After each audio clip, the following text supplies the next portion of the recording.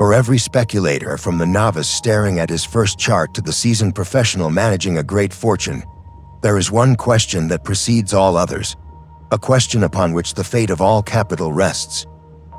When is the right moment to buy? To answer this question incorrectly is to enter the market on a foundation of hope, to place a bet against the great, impersonal probabilities, a path that almost certainly leads to ruin. The amateur answers this question with an impulse, a guess, or a whispered tip. He is a creature of emotion, forever chasing a market that seems to be one step ahead. But the master does not guess. He does not hope. He has a process. Jesse Livermore, the greatest speculator of his time, knew that a perfect entry point was not a matter of luck, but the logical and inevitable conclusion of a rigorous, sequential, and disciplined test. He did not search for opportunities. He waited for them to prove themselves to him. He understood that a successful trade is not a single brilliant action, but a campaign, and a successful campaign begins with meticulous preparation. He developed, through a lifetime of costly trial and error, a mental checklist, a 5-step test that every potential trade had to pass before he would risk a single dollar of his capital. This is that test. It is a simple, powerful, and timeless guide for navigating the most critical decision any trader will ever make. It is a framework for moving from the chaotic noise of the market to the quiet confidence of a high-probability setup. It is a plan that forces the speculator to replace his own flawed emotional impulses with the cold, hard, and objective verdict of the market itself. To follow this 5-step plan is to stop gambling and to start operating a serious, professional, and potentially profitable business. Before we continue, please subscribe and leave a quick comment, even one word. This small action helps the algorithm show this video to more people, and tells me these deep dives are worth making. The entire test, the very foundation of this professional approach, begins not with a stock, not with a sector, but with a panoramic view of the entire market. Step 1. You must assess the general market trend. This was Livermore's first and most sacred commandment. He knew with an unshakable certainty that the individual stock, no matter how promising its own story, is ultimately a ship sailing on the great ocean of the overall market. To attempt to sail north in a hurricane blowing south is not an act of courage. It is an act of suicide. He learned this lesson early and often. The vast majority of his greatest and most profitable campaigns were conducted in perfect harmony with the market's great primary trend. The big money, he insisted, is not in the individual fluctuations but in the main movements. That is, not in reading the tape but in sizing up the entire market and its trend. His first job, therefore, was always to determine the direction of this great underlying tide. Was he in a primary bull market or a primary bear market? This was not a matter of a simple guess. It was a careful and dispassionate diagnosis of conditions. He would study the flow of money, the state of credit, and the health of the nation's great industries. But above all, he would study the action of the market itself. Was the general list of stocks making a series of higher highs and higher lows? Was the market absorbing bearish news with ease, a sign of underlying strength? Or was it failing to rally on bullish news, a sign of profound internal weakness? The tape, he knew, was the ultimate barometer of the market's health. The beginner's first and most important rule, then, is to learn to wait with the patience of a master until a great and powerful bull market is undeniably underway. He has no business trying to catch the bottoms of a bear market or navigating the treacherous whipsawing currents of a sideways market. His only game, the only arena where the odds are overwhelmingly in his favor, is the long side of a confirmed primary uptrend. If this condition is not met, the test stops here. The most profitable action is to do nothing.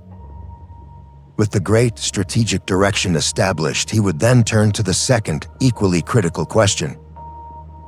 Step 2. You must identify the leading industry group. Livermore knew that even in the strongest bull market, not all stocks advance equally.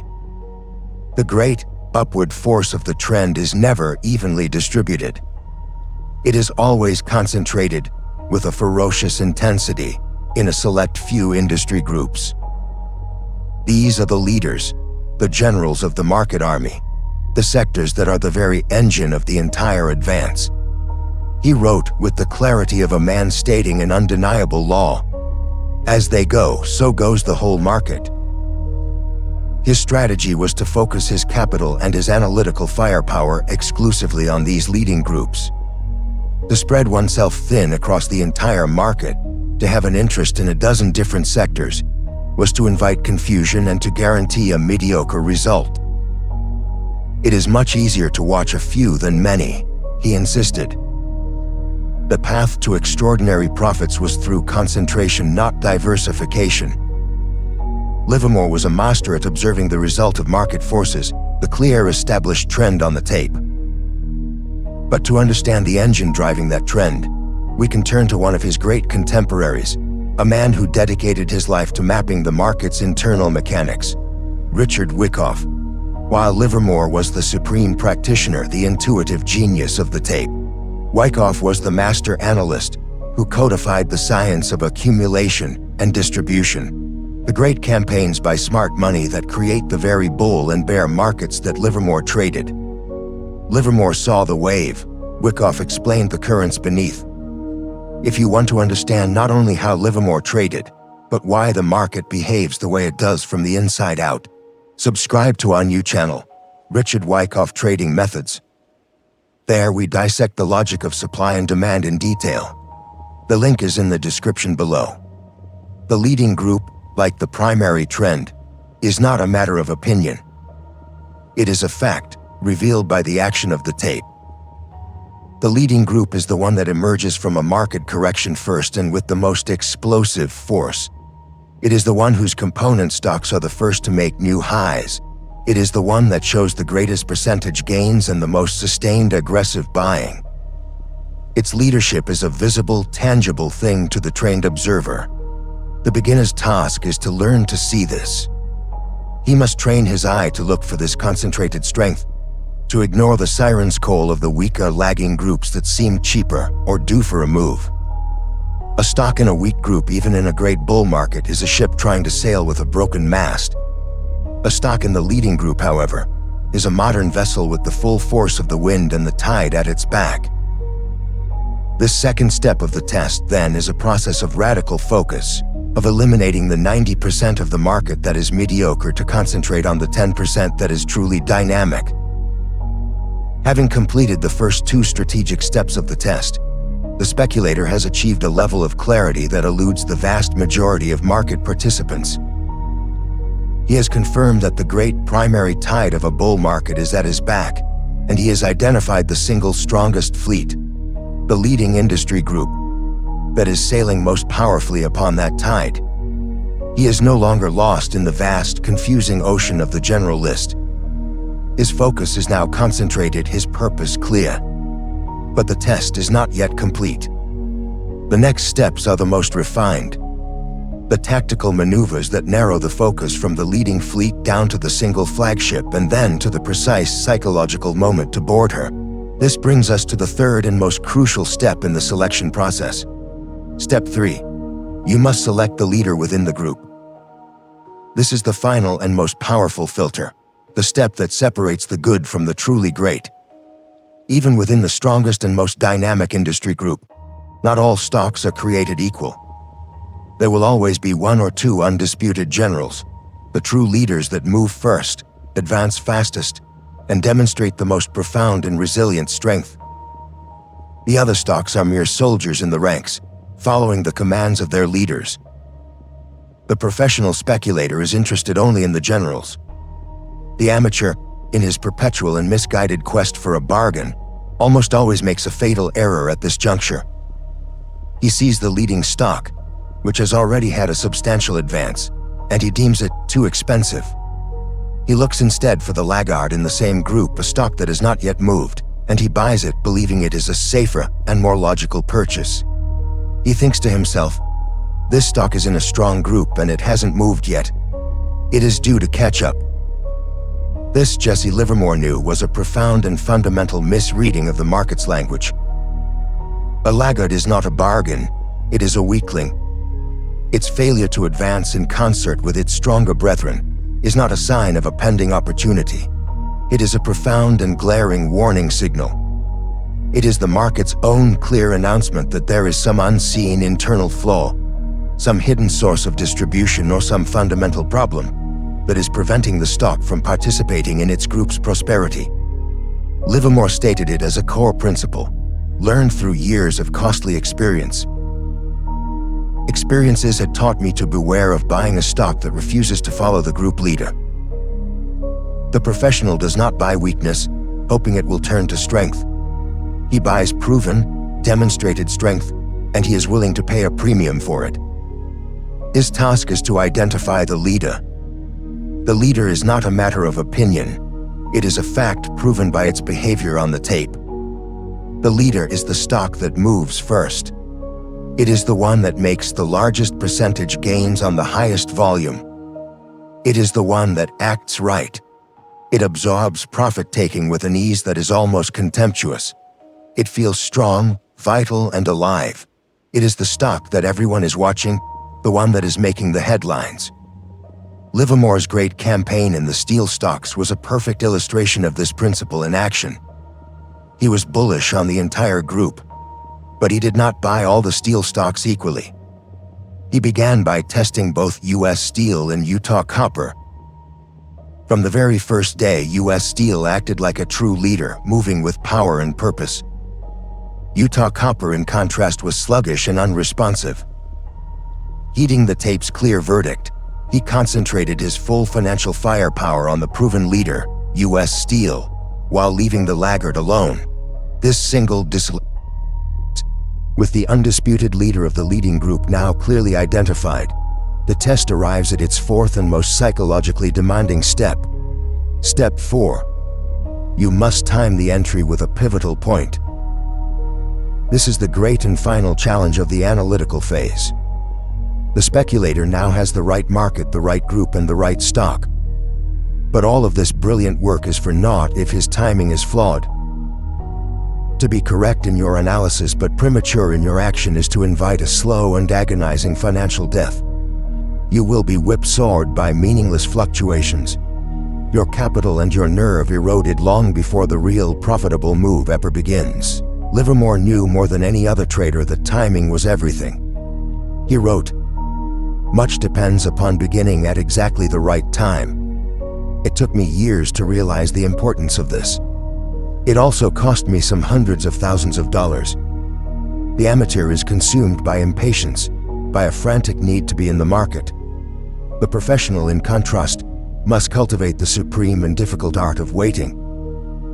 He must sit, sometimes for days, sometimes for weeks, his capital held in reserve, until the market itself gives the final, unequivocal signal that it is ready to move.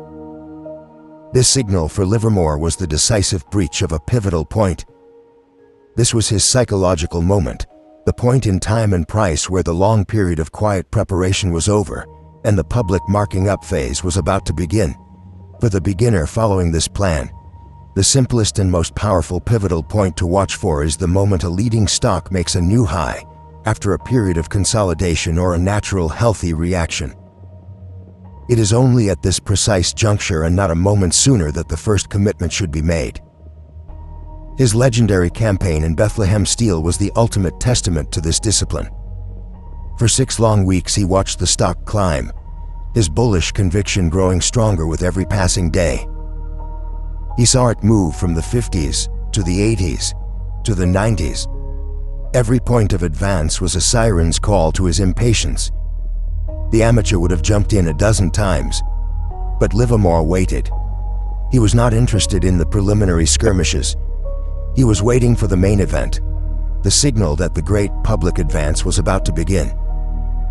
That signal, for him, was the breach of the great pivotal point at $100. The moment it was crossed, he acted, and in doing so, he entered one of the greatest trades of his career. This is the great challenge. To sit idly by to watch a stock that you know is a leader climb higher and higher, requires a level of self-control that few possess. But it is this very discipline that separates the professional from the amateur. The professional is not paid for trading, he is paid for being right. And being right requires waiting for the one single moment when the probabilities are overwhelmingly in your favor. With the completion of this fourth step, the entire analytical phase of the campaign is over. The speculator has successfully navigated the great top-down filtration process. He has confirmed the primary trend of the market. He has identified the leading group. He has selected the strongest stock within that group. And he has had the supreme patience to wait for that chosen stock to arrive at its own perfect psychological moment to act. He has now done everything in his power to tilt the odds in his favor. He is now, and only now, ready to proceed to the final tactical step of the test: the execution of the trade itself. This is the step that bridges the gap between a brilliant analysis on paper and a tangible profit in the account. It is the science of committing capital, the tactical execution of the campaign plan. The amateur, in his excitement and greed, sees the buy signal and rushes in with his entire stake at once. He goes all in, a single heroic bet. This, Livermore knew, was a strategic blunder of the highest order. It maximizes risk at the precise moment of entry, making the entire campaign vulnerable to a single adverse fluctuation. The professional does not act this way. He moves with the calculated precision of a general, committing his troops to a battle one battalion at a time. This brings us to the core of Livermore's execution strategy: the probe. He would never, under any circumstances, take his full intended line at the initial entry point. His first move was always a small exploratory commitment, perhaps 1/4 or 1/5 of his total intended position. This was not the main assault. It was a reconnaissance mission. Its purpose was singular: to ask the market one final practical question, with real money on the line. Am I right, and is the time right now? The market's answer to this probe was immediate and binary, and it governed all subsequent action. This is where Livermore's #1 rule for every trade came into play. The probe must show a profit almost immediately. An immediate profit was the market's own final and irrefutable confirmation that the entire four-step analysis had been correct. It was a green light of the highest order, a signal that the line of least resistance was clear, and the great advance was truly underway. If, however, that initial small probe immediately resulted in a loss, it was an equally clear signal. It was the market's final verdict that, despite all the careful preparation, the timing was flawed. The resistance was greater than anticipated. The move was not yet ready. In this scenario, the rule was absolute. The position was to be closed out immediately, the small predetermined loss accepted without question or regret. The entire five-step test was now invalid, and the speculator would return to a position of cash, waiting for a new, more opportune moment. This is the great defensive genius of the method. The first commitment is small, and the loss, if it comes, is therefore insignificant. It is a small tactical retreat, a cheap price to pay for the invaluable information that you are wrong. It is this discipline that separates the professional who lives to fight another day from the amateur whose all-in bet, if mistimed, can cripple his entire campaign from the very start. But what if the probe is successful? What if the initial commitment does in fact show a quick and decisive profit? This is where the second and more aggressive phase of the entry method begins, the science of pyramiding. Having been proven right by the market, the speculator's job is now to press his advantage. He will now add the second, third, and fourth parts of his intended line, but only under a set of strict, unwavering conditions. The first condition is the most important and the most contrary to the amateur's instincts. Each succeeding purchase must be at a higher price than the one before it.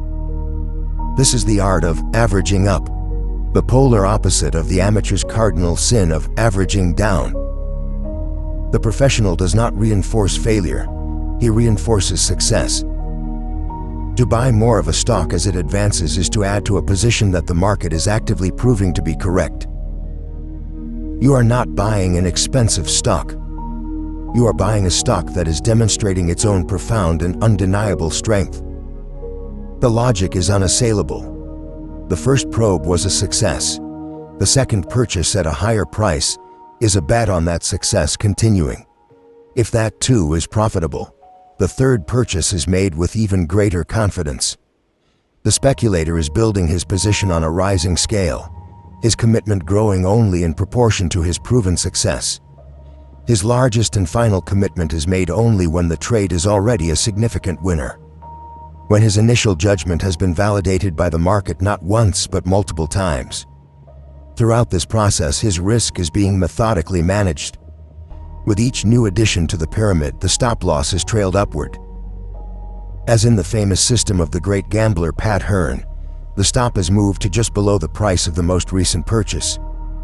This powerful mechanical trick achieves a remarkable result. It systematically locks in the profits of the earlier commitments, often making the entire now substantial position virtually risk-free. The speculator is, in a very real sense, letting the market's own profits finance his increased exposure. This, then, is the complete 5-step test for a perfect entry.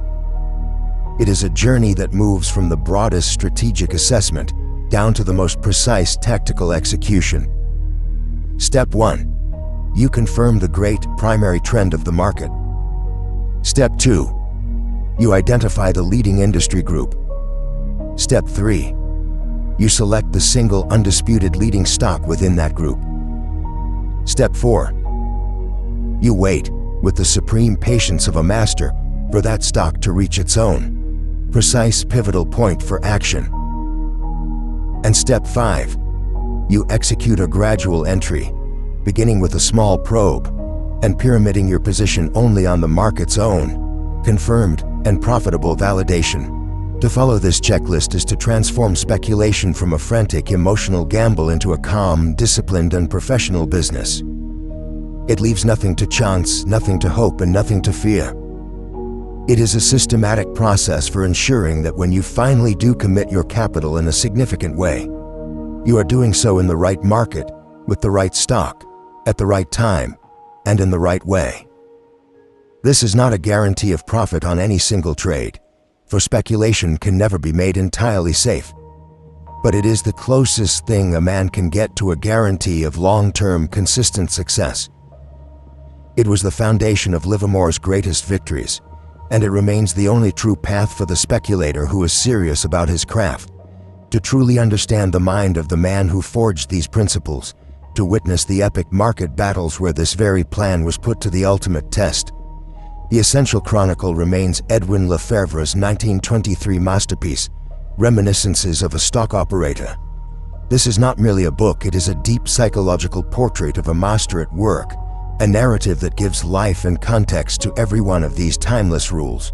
For those committed to this study, a link to the edition featuring a unique, detailed chapter-by-chapter analysis by Max Davidson, an interpretation specifically designed to translate this century-old wisdom for the modern reader, is provided in the description below.